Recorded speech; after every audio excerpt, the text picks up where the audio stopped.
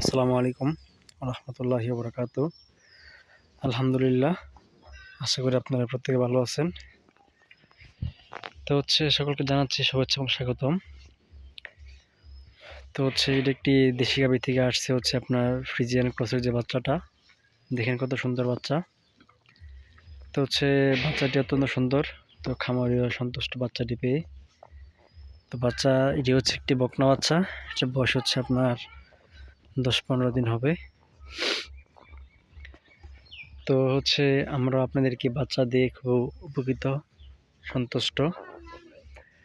তো নিয়মিত বাচ্চার প্রোডাকশন হিসেবে বাচ্চাকে টেক কেয়ার করতে হয়, যাতে বাচ্চার দুধ ভালো করে পাই, পরিপূর্ণ পাই, সেদিকে খেয়াল রাখতে হয়। পর্যাপ্ত খাবারটা গাভী খাওয়াতে হয়। আর যখন আপনার বাচ্চার বয়স 22 থেকে 30 দিন হয়, তখন আপনার সর্বপ্রথম দিতে হয় কৃমিনাশক। তো কৃমিনাশক শর্ত দিলে আপনার বাচ্চার অর্গান ঠিকঠাক থাকে। আর গাভীকে অবশ্য বাচ্চা প্রসব করার পর ক্যালসিয়াম ভিটামিন দিতে হয়, 1 মাস পর দিলেই চলে।